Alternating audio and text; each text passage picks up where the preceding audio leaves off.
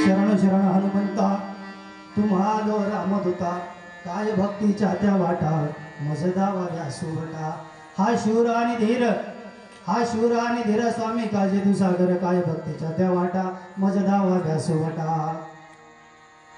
प्रस्तुत प्रसंगी आजच्या या कीर्तनरूपी सेवेकरता अभंग जगद्गुरु जगतवंदनीय तुकाराम महाराज यांचा आहे आणि या अभंगातून संत तुकाराम महाराज आपल्याला हनुमंतरायाला शरण जाऊन भक्तीच्या वाटा काय ते शिकवतात। पांडुरंगा करो प्रथम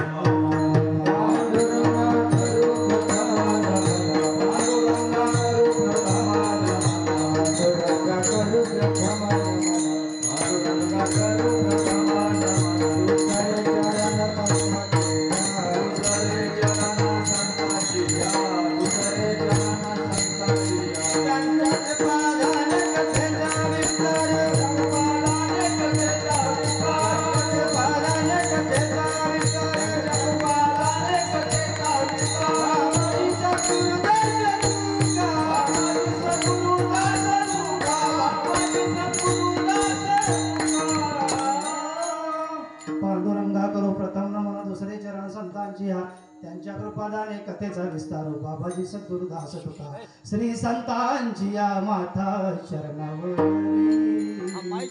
श्री संतांची या माथा शरणावरी श्री संतांची या माथा शरणावरी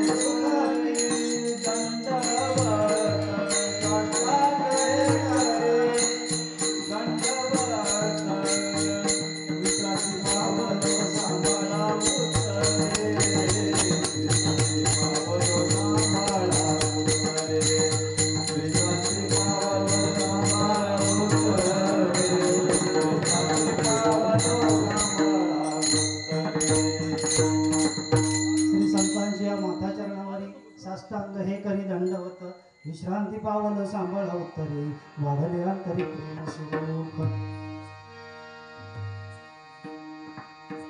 आज कार्यक्रमाला सुरुवात करण्यापूर्वी थोडासा पर्याय देणं अत्यंत खूप गरजेचं आहे। कृष्णाष्टमी निमित्त सुरू असलेला हा ज्ञानदान अन्नदान यज्ञ सोहळा मौजे संक्रपूर ग्रामस्थ आणि समस्त भजनी मंडळ यांच्या सहभागातून हा सुरू असलेला ज्ञानदान आणि अन्नदान यज्ञ सोहळा आणि या निमित्त साथ संगत करणारे हरिभक्त पारायण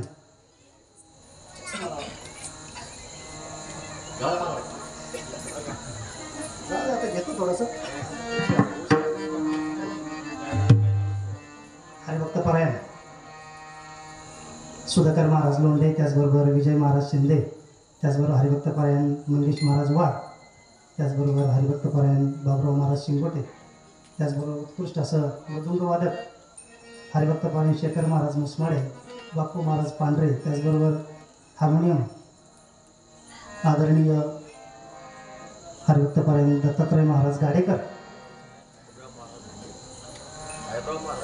त्याचबरोबर साहेबराव महाराज गाडे हांडे यांच्या सहभागातून, त्याचबरोबर नंदकुमार पागिरे महाराज हे या ठिकाणी आवर्जून उपस्थित आहेत आणि सर्वांच्या सहभागातून सुरू असलेला हा मोठा ज्ञानदान यज्ञ सोहळा आणि सगळ्यात महत्त्वाचं समोर असलेले पिताश्री आणि गुरुवर्य आणि सगळ्यात महत्त्वाचा विषय असा असतो बापासमोर आणि गुरुसमोर एखादा कार्यक्रम करणं अगदी तारेवरची कसरत असते। बाकीकडे सगळं दत्त, इथे काही चालत नाही, इथे शिस्तीतच चालावं लागतं, नाहीतर पाठमागून आसूड असतो। बरोबर, ही गुरूंची मूर्ती, ही गुरूंची मूर्ती। कारण गुरु आज्ञेशिवाय आणि गुरुशिवाय या जगतामध्ये कशालाच महत्त्व नाही. आई वडील जन्म देतात पण बोट धरून चालवतात, मार्ग दाखवतात ते गुरु. गुरुशिवाय या भूतलावरती काही नाही. ज्याला गुरु नाही ना त्याचा अवघा जन्म वाया गेला. म्हणजे या जन्माचं सार्थक जर होत असेल तर ते फक्त गुरुंमुळे. आणि आज महत् भाग्य की आमचे गुरुवर्य अण्णा समोर आहेत. तसं आजचं स्टेपनी कीर्तन आहे. स्टेपनी कीर्तन, स्टेपनी. आता स्टेपनी कशी असती, ठेवणीतली असती. कधी कधी जर बस्ट झालं तर हिला काढायचं तिथं जोडायचं. अशातलं कीर्तन आहे आजचं. त्याच्यामुळे टायर पुरा उगाळलेला आहे. कुठं स्लिप मारील, कुठं घसरल किंवा कुठं फुटन त्याचाही तपास नाही. पण असो, सगळे मायबाप तुम्ही लेकराला सांभाळून घ्याल. आणि खास तेवढ्यासाठी मग गुरुनं म्हटलं यावंच लागेल. आता दुसरा पर्याय नाही. कारण गुरु कसे सांभाळतात बघा. डोक्यावर वर हस्त जरी ठेवला ना तरी तरुण जात.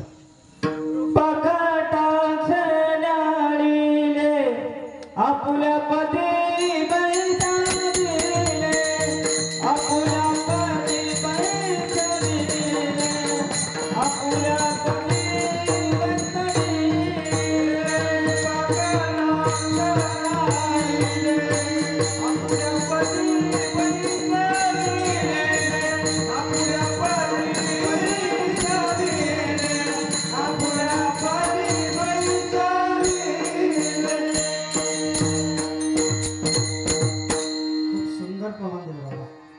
गुरुनं नुसतं निहाळलं ना तरी तरुण जातो. आणि आज तेच कार्य चालू आहे. हा दृष्टी कटाक्ष तोच आपल्या आजच्या कीर्तनासाठी पुरेसा आहे. काय बोलायचं इथपर्यंत माहित नव्हतं. इथे काय अभंग घ्यायचा ते माहित नव्हतं. आमचं ठरलं कुठं, हनुमान मंदिरात. तिकडे जाऊन ठरलं पाहिजे काय अभंग म्हणलं. आता उद्याचं कीर्तन होतं. एक तर कामाचा वेळ एवढा का अभंग पाठ करायला आणि कीर्तन करायला वेळच नाही. वर्षातून बाबा 2-3 कीर्तन होतात फक्त. ते फिक्स ठिकाणी ठरलेले ठिकाणी आहेत. अशा ठिकाणी फक्त वर्षातले 4 किंवा 5 कीर्तन. बाकी बाबा शर्टिंग पॅन्टीवरच राहतो. धोतर लांब लांबपर्यंत संबंध नाही. आणि अशा कंडिशन मध्ये जेव्हा सकाळी सुभाष महाराजांचा फोन आला, बाबा अर्धा गारला, अर्धा नाही सगट गारला. खरं सांगतो मी, तुमच्यापासून काय लपवायचं. बाबा सगट गार. आदेश आला म्हणे संजू भावाचं कीर्तन करावं लागतं. म्हणलं बापरे का? तर म्हणे असा असा प्रॉब्लेम झाला. नाही म्हणतात नाही भगवत भक्ती. आता करायचं काय? अण्णाला फोन लावला, तुम्ही कुठे नाही? तब्येत ठीक नाही. तुला तब्येत ठीक. याचं कारण काय? आपण काय अट्टल कुठं शिकलेले किंवा कशातले कीर्तनकार अजिबात नाही.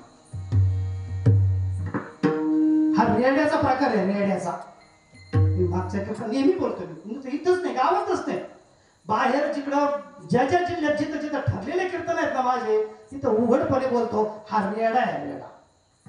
आणि या माऊलीनं हा रेडा बोलवलाय.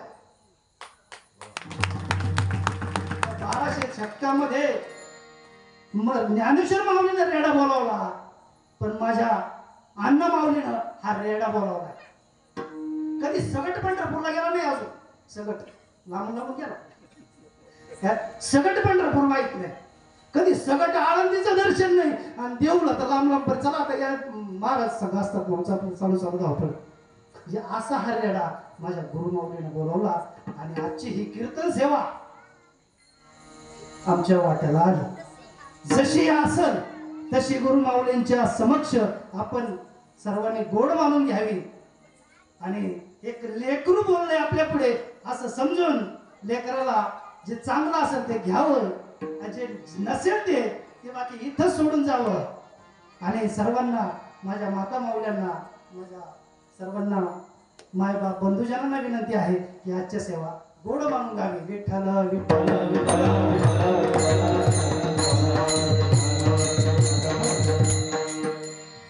आजचा आचार्य, आचार्य आजचा जो आहे तो आचार्य. कोणी भागवताचार्य, कोणी रामायणाचार्य. आज ज्यांचं कीर्तन होतं ते विनोदाचार्य, पण त्यांच्या जागेवर आला हा मोघमाचार्य. हा मोघमाचार्य आजपासून मी पदवी लावून घेतली बा, मोघमाचार्य. अहो लोकांनी म्हणण्यापेक्षा आपण नाही, विनोद नाही हा, मी सत्य परिस्थिती सांगणार. काय भागवताचार्य असतात बरोबर. आता माझ्यापेक्षा तुम्हाला अनुभव जास्त आहे. मी कुठं जाता नाही, कीर्तनाला कुठं भाषणातही नाही, कधी टाळ हे वाजवता येत नाही, चाललंय सगळं. म्हणजे आजचं कीर्तन जे आहे ते मोघमाचार्य. मोघमाचार्य हरिभक्त परायण. हरिभक्त म्हणायची काही गरज नाही मला. हरिभक्ताचा अर्थ सांगतो. अखंड त्या हरिनामामध्ये तल्लीन असलेलंच हरिभक्त म्हणतात. हरिभक्तपदी कुणाला लागत नाही. अखंड त्या हरिनामामध्ये तल्लीन असताना त्याच्या पुढेच हरिभक्त पदवी लावावी. पण आजकाल काय टिपून घ्यायचं, लिहून घ्यायचं, त्याच्यावरही चालले हरिभक्त. आता हे टिपेल टापेल नाही, हे सगळं अचानक गोष्टी घडलेल्या त्या. असो, आजच्या सेवेसाठी जो अभंग घेतला तो या भूतलावरच्या 19 जे काही महान संत होऊन गेलेत, महान 19 ब्रह्मचारी जे काही होऊन गेले, त्याच्यातला 1 नंबरचे ब्रह्मचारी जे आहेत त्यांच्या शरणागतीचा अभंग आज या ठिकाणी सेवेसाठी घेतलेला आहे. अभंग तुकाराम महाराजांचा आणि साक्षात जगद्गुरु माझ्या हनुमंतरायाला शरण आला असं म्हणतात. तुकाराम महाराज म्हणतात. दररोज धरणावरती बसणार नाही म्हणून तुकाराम महाराज म्हणतात. एवढा मोठा अधिकारी महात्मे माझ्या हनुमंतरायाला शरणची हनुमंत म्हणतात. आता हनुमंत आणि शरण याच्यामध्ये जी शब्द आलाय, जी म्हणजे आदरपूर्वक. जी कोण नाही म्हणत आपण. सुनबाई सासरा म्हणते जी आत्या, सासरा म्हणते जी मामाजी, म्हणजे आहे आदर आहे, आदर. पण साक्षात तुकाराम महाराजांनी जगद्गुरूने माझ्या हनुमंतरायाला शरण जी हनुमंता असं उच्चारण केलं. याचा अर्थ फार मोठं कार्य. कुणालाही जी म्हटलं जात नाही आजकाल, कुणालाही जी म्हटलं जात नाही. ज्याचं महान कार्य, आदरातिथ्य, ज्याच्या नजरेमध्ये या अवघ्या जगताचा आदर आहे, त्याला जी अशी व्याख्या लावली जाते. जी असा शब्द येतो. आणि तर साक्षात माझ्या जगद्गुरूने हनुमंतरायाला शरणजी हनुमंता म्हटलंय. आता शरण का, थोडस याच्यावरती आपण आता करू. थोडस भजन करा. विठ्ठल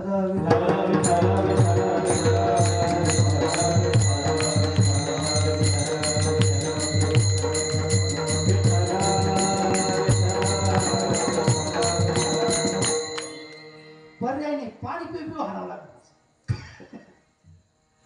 1 बाटली संपत, 2 बाटली संपत, 2 तास काढायचे नाही. आता तो घोटाळा कसा झाला बरं का. प्रत्येक कीर्तनात आहे ना, गाडी एकदा सैराट सुटली का ती काय आवडत नसायची. मग आमच्या सुभाषराव खालून चिठ्ठ्या मार, पुढं खानाखुण्या कर, जेवणाला टाइम झाला. बरं असं जेवढ्यापासून कीर्तन चालतंय तोपर्यंत असंच होतं. कीर्तन 2 तासाच्या पुढे जाणार म्हणजे जाणार. कधी सुरू होणार, 2 तासाच्या पुढे जाणार.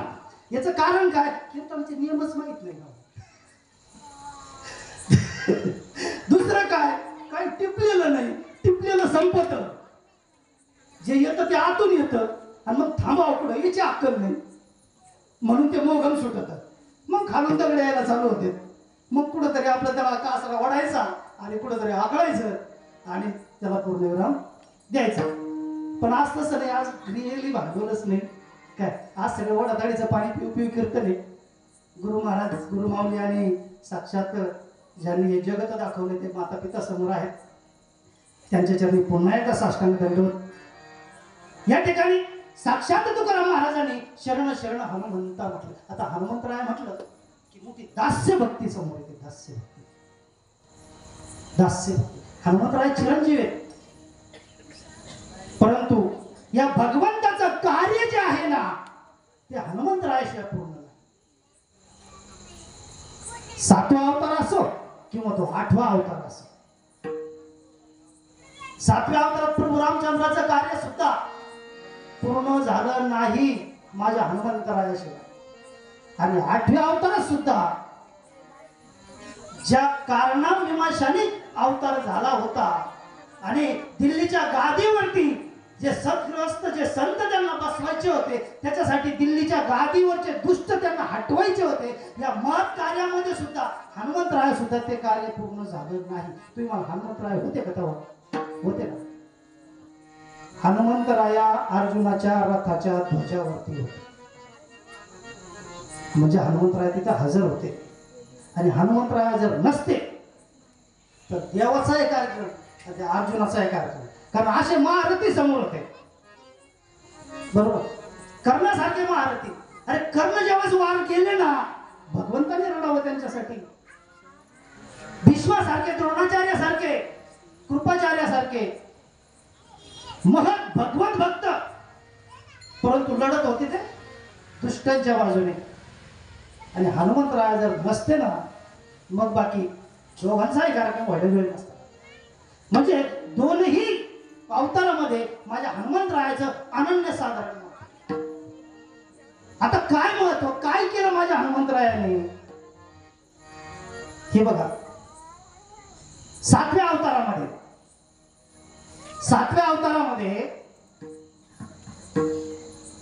ज्यावेळेस प्रभू रामचंद्रांचा जन्म झाला, हे बघा, प्रत्येक अवतार हे काही ना काही कारण नियमासाठी आहे. असेच मग अवतार नाही काय, प्रत्येक अवतार जो भगवंताचे झालेत ना, हे प्रत्येक कारण नियमासाठी झाले. मोघम त्यांना येऊ वाटलं म्हणून आले, जाऊ वाटलं म्हणून झाले, असं नाही. प्रत्येक अवतार या संतांच्या उद्धारासाठी झाला आणि दुष्टांच्या संहारासाठी झाला. राम अवतार झाला. राम अवतारामध्ये काही मातेच्या आदेशाने माझ्या प्रभू रामचंद्रांना वनवास मिळाला आणि वनवासामध्ये सीते मातेचं हरण झालं. जगत जननी, जगत माता, तिचं हरण व्हायचं काही कारण नाही. ही सगळं माया आहे, भगवंताची माया आहे, आणि तिचं हरण झालं. मग प्रभूचा तो आक्रांत शोधत सीता मातेचा शोध घेत प्रभू निघाले. सोबत लक्ष्मण, भ्राता लक्ष्मण. आणि ह्या ब्रह्मचार्यामध्ये लक्ष्मणाचा तिसरा नंबर आहे बरं. ज्याने 14 वर्ष 26 दिवस उपोषण केलं, उपोषण. आणि माझ्या प्रभू रामचंद्रांना, आपल्या बंधूला साथ दिली या महत् कार्यामध्ये. या 14 वर्षामध्ये 14 पैकी 6 महिने मला वाटतं ते लंकेत गेले. 13.5 वर्ष. या 13.5 वर्षामध्ये माझ्या लक्ष्मण भैयाने माझ्या सीता मातेला घोट्याच्या वर कधी बघितलं नव्हतं. एवढं मोठं प्रमाण, एवढी मोठी नीती जी कलियुगात बघायला मिळणार नाही, अनुभवायच मिळणार नाही. आणि मग जेव्हा सीता मातेचं हरण झालं, प्रभू रामचंद्र शोधत निघालेले सीता मातेसाठी आक्रोश करतायत. सीते, या झाडाला मिठी मार, त्या झाडाला मिठी मार, या पशु पक्ष्याला विचार, त्या प्राण्यांना विचार, माझ्या सीतेला बघितलं का, माझ्या जानकीला बघितलं का. झाडाला मिठी मारली, जानकी. इकडे पार्वती मातेला प्रश्न पडला.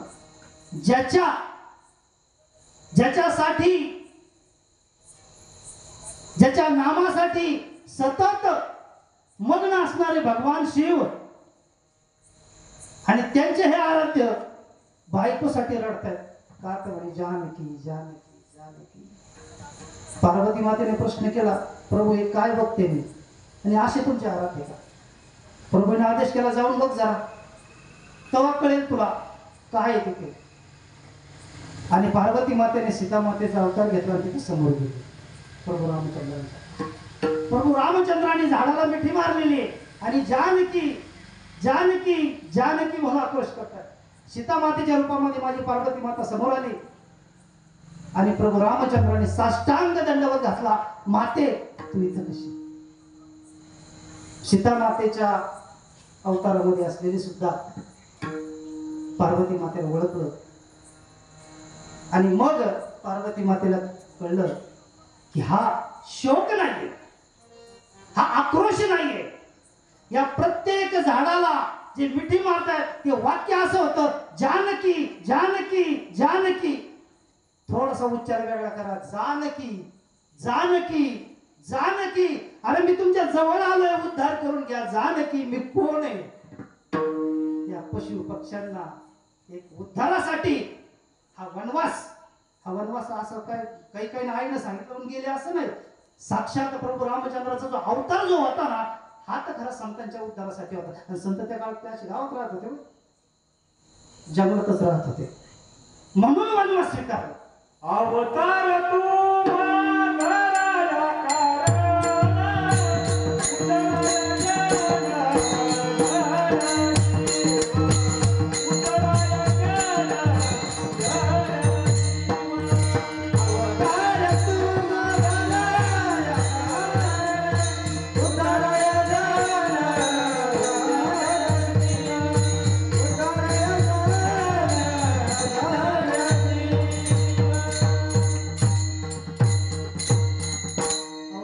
माधराया कारण, आणि त्यासाठी माझ्या प्रभूनं वनवास स्वीकारला। वनवास ही सगळी माया आहे प्रभूची, बरोबर। आणि मग पुढे माझ्या हनुमंतरायाची भेट झाली आणि ज्या कारण मीमांसेनुसार माझ्या प्रभू रामचंद्राचा अवतार झाला होता, खऱ्या अर्थाने त्या कार्यास पूर्णत्वास जे कोणी नेलं असेल ते माझ्या हनुमंतरायाने। लंकेसारखं साम्राज्य ज्याचं होतं, लंकेला तटबंदी कशाची होती माहिती का? लंकेला तटबंदी समुद्राची होती, समुद्राची। प्रमाणे त्या गोष्टीचा आता पाठ नाही माझ्या, मला वाटतं काय ते सोनियाची पुरी असं काहीतरी आहे। माझी किती ऐका सांगत तशी संख्या दिवशी कोटी घरे तांब्याची, कोटी घरे कथे काशाने तांब्याची, शुद्ध कांचनाची सप्तकोटी, शुद्ध कांचनाची सप्तकोटी। कोटी घरे कथे काशाने तांब्याची, शुद्ध कांचनाची सप्तकोटी, शुद्ध कांचनाची सप्तकोटी। असे हे वैभव साधन होतं, वैभव साधन नव्हतं। साक्षात सारे देव सुद्धा त्यांनी कामाला ठेवले होते, कामाला। सीता मातेचं हरण ज्याने केलं होतं ना, त्याने सगळे देव बंदी करून त्याच्या घरी कामाला ठेवले होते। कोणी दाढी करायला, तर कोणी भांडे घासायला, असे कामाला लावले होते देव सगळे। एवढंच नाही, ज्याची भक्ती केली ना, ज्या माझ्या भोलेनाथाची भक्ती केली त्यांचीच पत्नी मागितली। साधन आहे ते, सत्य। मी काय मनाचं थोडंच बोलतोय, मनाचं नाही बोलत। ज्याच्यामुळे जेवढी त्यांनी काही साधना करून, जी भक्ती करून जे काही साम्राज्य जे मिळवलं ना, त्या माझ्या भोलेनाथावर त्यांनी आक्रमण केलं, पत्नीच घेऊन जातो ना। बरे गणपती बाप्पा पटकन मध्ये आले, वाचलं नाही तर भोलेनाथाचा कार्यक्रम। रावण साधा नव्हता। आणि एक मुद्दा लक्षात घ्या, एक सामाजिक संदेश सांगतो या रावणाच्या व्याख्येमधून। रावण साधा नव्हता आणि काही जरी केलं तर हनुमंतरायाला आणि प्रभू रामचंद्राला रावण मारता आला नसता। फोडावं लागलं, फोडाफोडीचं राजकारण करावं लागलं। रावणाचे दोन भाऊ, रावण का मेला हे सांगतो। रावणाचे दोन भाऊ, तिसरी बहीण जर शहाणपणा आत्रपणा केला नसता तर रावण मेला नसता. कुंभकर्ण जर आळशी नसता आळशी तर रावण मेला नसता. आणि बिभीषण जर फुटला नसता ह्या पार्टीतून त्या पार्टीत गेला नसता तर रावण मेला नसता. विठ्ठल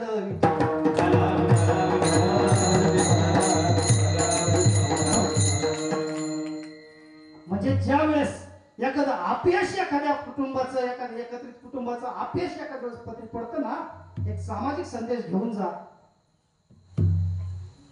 घरातलेच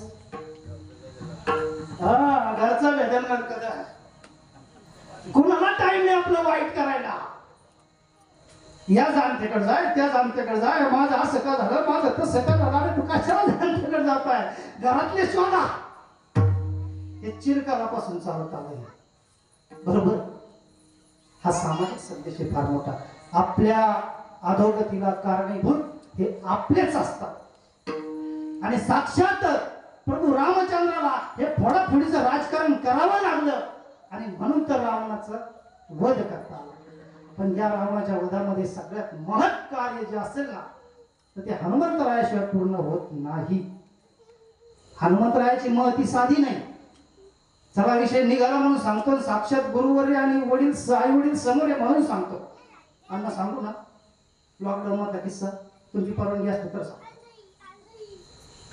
हाराचा किस्सा सांगू नको? ठीक. गुरूंचा आदेश आहे अशा गोष्टी सांगू नये. परंतु एकच सांगतो, जागृत देवस्थान आपलं जागृत देवस्थान काय जागृत देवस्थान आहे. पुढे काहीच सांगत नाही. अनुभव माझ्या गुरूंच्या कृपेने जो मी अनुभव घेतला ना तो अख्ख्या गावाला आणि अख्ख्या महाराष्ट्राला नाही मिळाला. चला अनुभवाने अंगाते या जगाते ते या जगाते ते या जगाते अनुभवाने अंगाते जगाते या जगाते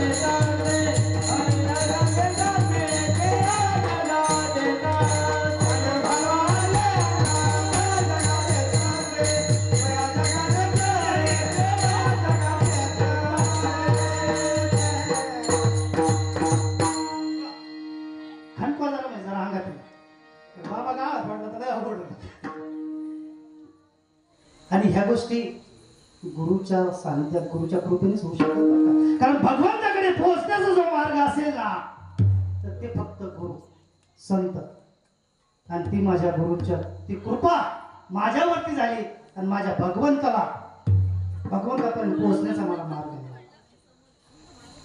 बाकी ज्या दिवशी गुरूंचा आदेश मला होईल ना त्या दिवशी ती गोष्ट मी जग जाहीर सांगेन. पण आदेशाशिवाय नाही सांगू शकत.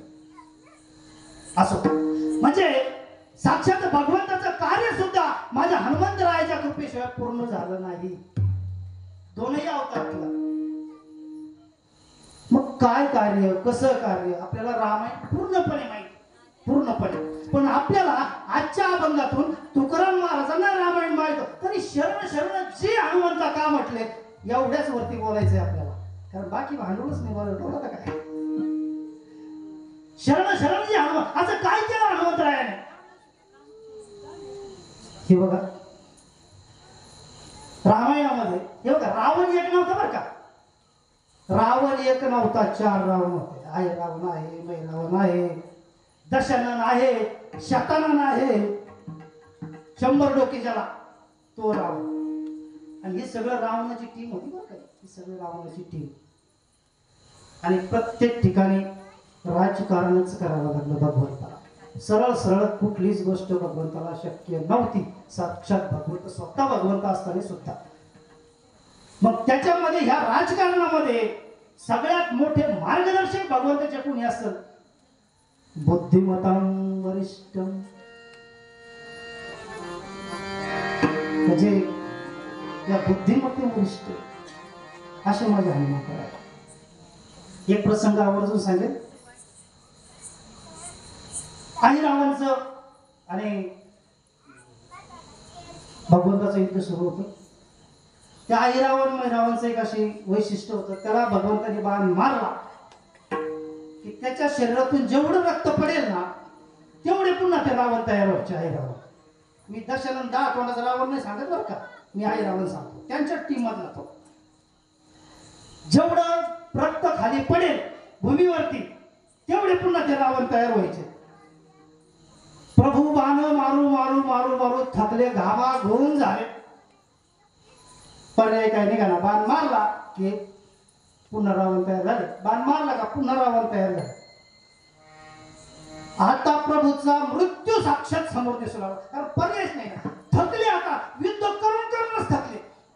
मारला तर जिवंत होतो, पण एक नाही, जेवढे थेंब पडतील तेवढे जिवंत होतात, आणि नाही मारला तर तो आपल्याला मारेल. आता हनुमंत तो शब्द उत्तराच्या आत तिथं हनुमंतराय हजर. जी प्रभू.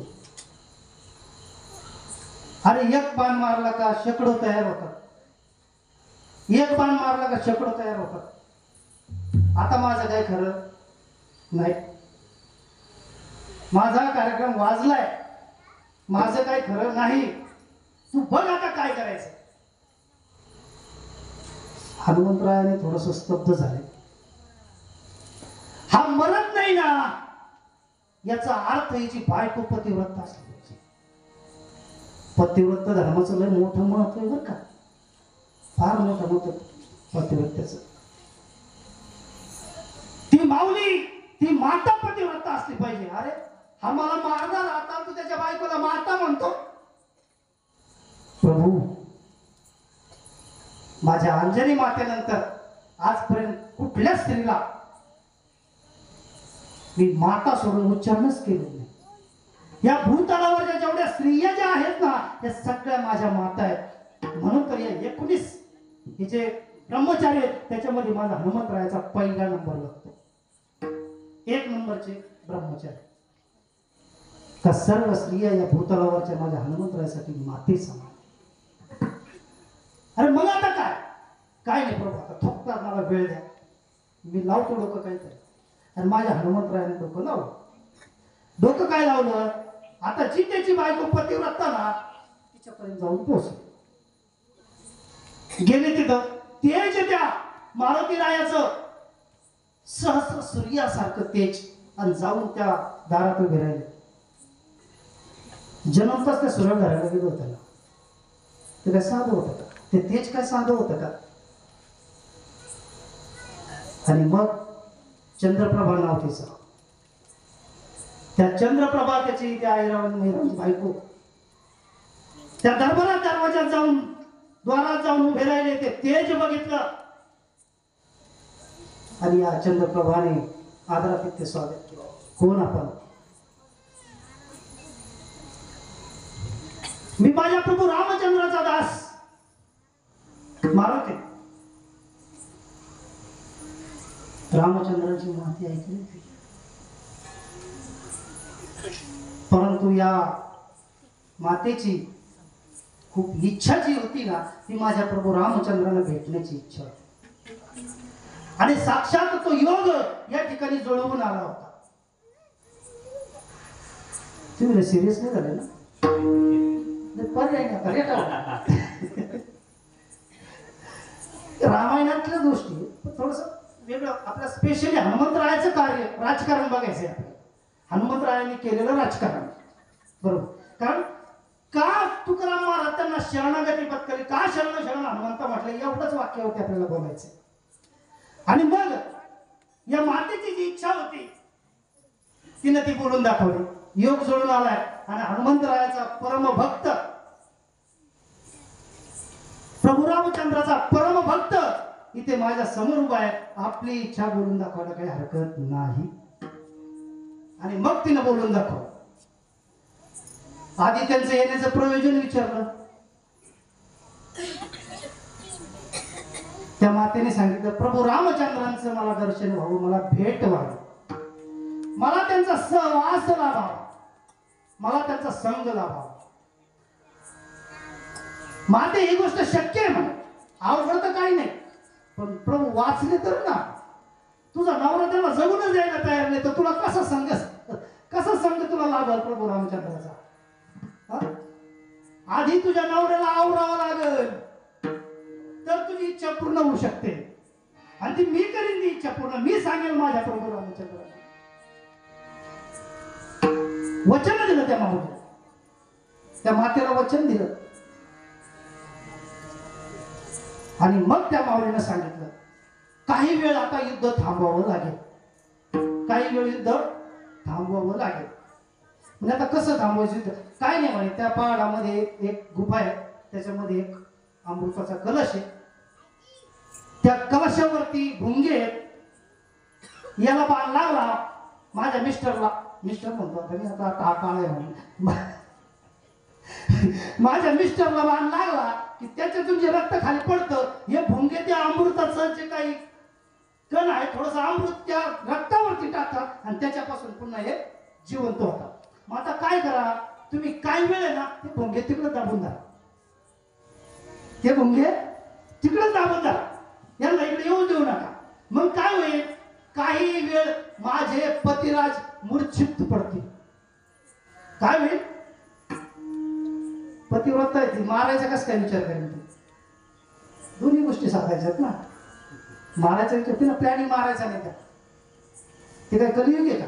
नाही अजून असं नाही, कलियुगात तसं काही घडत नाही. मग मूर्छित पडतील अशी आयडिया आहे. काय त्या भुंग्याला काही वेळ तिकडे थांबून धरायचं, इकडे येऊ द्यायचंच नाही. ठरलं माऊली, तू म्हणशील तसं. परंतु एक लक्षात घे, बुद्धिमत्ता वरिष्ठ, एक लक्षात घे, प्रभू रामचंद्र इथे येतील, तुला दर्शन घडेल, तुझी इच्छा पूर्ण होईल. परंतु जर यदा कदाचित प्रभू रामचंद्र इथं आले आणि काही जर तिथं अडचण आली, काही प्रॉब्लेम आला, काही अपघात झाला, काही कारण जर काही घडलं, तर प्रभू रामचंद्र एक सेकंद सुद्धा, एक क्षणभर सुद्धा इथे थांबणार नाहीत. इथं काय म्हणे आता, इथं कोण नाही, सगळे गेले तिकडं लढाईला. इथं कोण यायचं, काय अडचण यायची इथं? अजिबात नाही, मी एकटीच. ठरलं. आले हनुमंतराय. पार्वती मातेने जे भुंगे जोडायला चालू केले, पार्वती माता कोण? हनुमंतरायाची शक्ती. जे भुंगे जोडायला चालू केले, धरला भुंगा ठोक, धरला भुंगा ठोक, धरला भुंगा ठोक, निवार भुंगे ठोकले. थोडे फार उरले आणि ते शरण आले. मारुती, आम्ही शरण आलो, आमचा वंश खुंटवू नका. काय कार्य करायचं ते सांगा, पण आमचा वंश खुंटवू नका. ठीक आहे, एक काम करायचं म्हणा. काय? हे अमृत उचलताना तिकडे घेऊन जाताना हे अमृत उचलायचं बंद करा आणि इथून निघा, त्या चंद्रप्रभाच्या महालात जा आणि तिथं तिचा जो पलंग तिनं जो सजावलाय आणि तिथं प्रभू रामचंद्रांची ती वाट बघते, तो पलंग पूर्ण पोखरून टाकायचा. भुंगे लाकूड पोखरायला पटाय बघा तुम्ही, भुंग्याने लाकूड पोखरलं का फुकणारच, किती भटकन लाकूड असो. आणि मग हनुमंतरायाच्या आदेशाने आपला वंश वाचवायसाठी हे भुंगे सगळे गेले कुठं? त्या राणीच्या महालामध्ये सजवलेला पलंग हा इतका पोखरून ठेवला, एवढा पोखरून ठेवला, एवढा पोखरून ठेवला की त्याची सीमा. आले हनुमंतरायाकडे, प्रभू सांगितलं आता लढा बिंदास, आता मी आहे तुमच्या मागे. काय सांगितलं? मी आहे पण तुमच्या मागे. आता अरे काय लढू मी, आता फार घामा होत जातोय, आता काय अंगात त्राण नाही राहिला, कसा लढू? काय नाही म्हणे, आता फक्त थोडस लढा, सुरू वाटतं करा. आणि पहिलाच वाण मारला, गेला. हाय रावण गेला. प्रभू रामचंद्र खुश झाले. वा हनुमंतराया, वा हनुमंता, मारुती, वा. चला आता आंघोळ बिघोळ करा, चला आपल्या रावटीमध्ये. नाही प्रभू, आंघोळ बिघोळ गायचे आधी तिकडे जाऊन मग आंघोळ करा, आधी कार्य पूर्ण करा. काय कार्य? म्हणजे काय नाही, मी राजाच्या पत्नीकडे गेलो होतो आणि तिला मी असं असं वचन करतो तो बिघडला काय तू आणि असं वचन आणि ते माझ्यासाठी. अरे 7व्या अवतारामध्ये माझ्या जानकी शिवाय मी कधी वरमान करून सुद्धा कुठल्या स्त्रीकडे बघितलं नाही रे हनुमंतराया. मारुती अरे काय करून बसलास तू, कसं शक्य आहे मला आता आहे. प्रभू काही काळजी करू नका, मी आहे ना. अरे तू कशाला येतं, तू काय करशील, हा मी आहे, तुम्ही फक्त जायचं आणि तिथं जाऊन म्हणजे काय नाही, ज्या पलंगाला फक्त एक तास हात लावा नाही तर पाय लावा, त्या पलंगाला टच करा. आणि तिथं मी असं सांगून आलोय, जर तिथं काही असा अपघात झाला, काही शकून घडला तर तुम्ही त्या ठिकाणाहून ताबडतोब रिटर्न निघायचं. काही तिथं अपशकून घडू द्या, त्या अपशकून तिथं घडला की तुम्ही तिथून ताबडतोब रिटर्न फिरणार, असं मी त्या चंद्रप्रभाला सांगून आलो. अरे म्हणे पण तू पलंग नाही निवडला, मग गुतला का? नाही गुतला, काळजी करू नका, मी आहे तुमच्या सोबत. बघ म्हणे हनुमंता, काय तुझ्यावर काय येणार नाही बाबा, तू हे ब्रह्मचारी. माझं काय, काळजी करू नका प्रभू, तुम्ही जा. गेले घेऊन महालामध्ये प्रवेश केला. राणीनं येता तिथे स्वागत केलं. राणी भारावून गेली, त्या क्षणाची वाट बघितली. महालात प्रवेश केला आणि त्या सजवलेल्या पलंगाला माझ्या प्रभू रामचंद्रांनी फक्त पायाचा स्पर्श केला आणि परत कडाडून मोडला. साधली का नाही गोष्ट, कुणामुळं? म्हणून शरण शरण हनुमंत. ही राजनीती, नुसतं युद्ध केलं त्याला महत्व नाही, हे युद्ध जिंकलं कसं, हे युद्ध केलं कसं, म्हणून शरण शरण हनुमंत. अनेक पलाटे होते. कुंभकर्णासारखा, कुंभकर्ण तर मरूच शकत नव्हता, मरूच शकत नव्हता, लक्षात घे, अशक्य. तरी माझ्या हनुमंतरायाने तिथे राजकारण केलं. तिथं काय राजकारण केलं मग? जेवढे काही बाण जातील, कुंभकर्ण काडक्यासारखे मोडून फेकायचा, काडक्यासारखी एखादी बारीक काडी, गुलकाडी जशी मोडावी ना अशी मोडून फेकायचं. एवढे घामाघूम माझे प्रभू, ही धरणी माता अख्खी उली होऊन गेली. माझ्या प्रभू रामचंद्राच्या घामाने एवढे थकून गेले, शिनून गेले, भागून गेले. आणि माझ्या हनुमंतरायाचा धावा केला. हनुमंता काही खरं नाही रे आता, काहीच खरं नाही आता काय.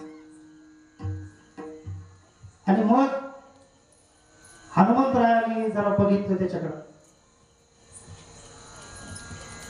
याचा मृत्यू कशात आहे बाबा आता, अवघड. हनुमंतरायाने डोकं चालवलं, प्रभू थोडं लढा फक्त, आता मी पाहतो काय करायचं. आणि थेट उड्डाण केलं तर थेट सर्टिफिकेट कोणाकडं? महाराज कोणाकडं? सटवी.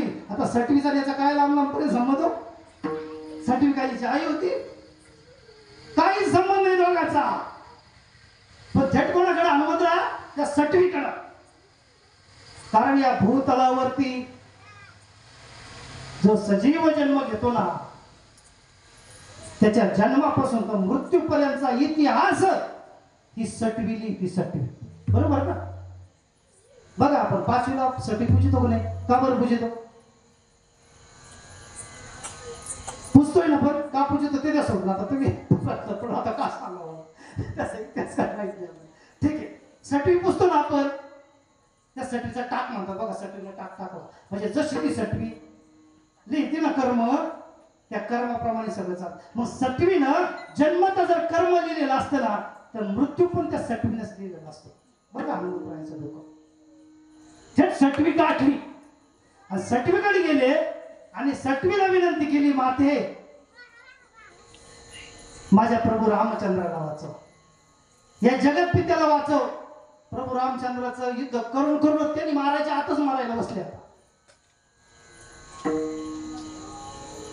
विचारलं कोणाविषयी? कुंभकर्णाविषयी. ती म्हणे, मारुती तू ज्याच्याविषयी मला विचारतोय ना, तो काय मला जिवंत सोडी?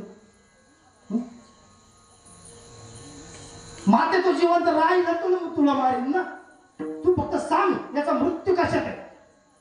काय सांग याचा मृत्यू कशात आहे. सटीनं सांगितलं सांगते मला तर आहे, पण माझं संरक्षणाचं बघा बरं. फुटील मतवादी असतात ना काही आतून, बरोबर त्या आतून राजकारणातून एक गिरीच बसवली तिकडे आणि गपचूप कानात सांगितलं. हनुमंतरायाच्या कुठं सांगितलं? कानात सांगितलं, कानात. 2 मिनिटात लगेच हनुमंतराया रणांगणावरती. आता डोकं चालवलं, शक्तीला बोलवलं, शक्तीला. आणि शक्तीला एकच सांगितलं, आता एक काम करायचं, प्रभू रामचंद्र या धनुष्य हे बाण सोडण्यामध्ये तल्लीने पार थकून गेले, फक्त त्यांना गुदगुल्या करायचं. काय करायचं महाराज, काय करायचं? कोणला करायचं? प्रभू रामचंद्राला करायच्या. हनुमंतरायाने कोणाला सांगितलं? शक्तीला सांगितलं. तुम्ही बाप, तिकडे युद्ध चाललंय, तुम्ही सांगताय काय मला? हा, गुदगुल्या करून जर त्या प्रभू रामचंद्राचं जर मी लक्ष विचलित केलं तर हा जिवंत सोडील का त्यांना? तेवढे बाकी मी बघतो, तू माझ्यावर सो. तुला जेवढं सांगितलं होतं तेवढंच कर. तुला जेवढी हनुमंतरायाची काळजी आहे ना त्याच्यापेक्षा, तुला जेवढी प्रभू रामचंद्राची काळजी आहे ना त्याच्यापेक्षा काही पटीनं काळजी मला आहे. माझा अवघा देह, माझा जन्मच माझ्या प्रभूसाठी. मी सांगितलं तेवढंच कर. गेली बाबा ही शक्ती. आणि हनुमंत आपल्या प्रभू रामचंद्राला, प्रभू रामचंद्र तल्लीन झाले, सोड बाण, सोड बाण, सोड बाण. त्याच्यावरती काहीच परिणाम नाही त्या कुंभकर्णावरती. आणि मग यांनी माझ्या प्रभू रामचंद्रांना गुदगुद्या केल्या. काय केल्या? लोकांना गुदगुद्या केल्या. आता एकदा केल्या, 2दा केल्या, आता एवढं तल्लीन झाल्या गुदगुद्याला कोणी विचारतो? आली वो माग पुन्हा काही परिणाम. आता तू जरा जोरात गुदगुल्या कर. काय फक्त जोरात? आता तुम्ही म्हणता गुदगुल्याचा त्या कुंभकर्ण मरण्याचा लांब लांब पर्यंत संबंध आहे का? पण बुद्धिमत्तांवरिष्ठ, बरोबर. आणि मग पुन्हा गेली.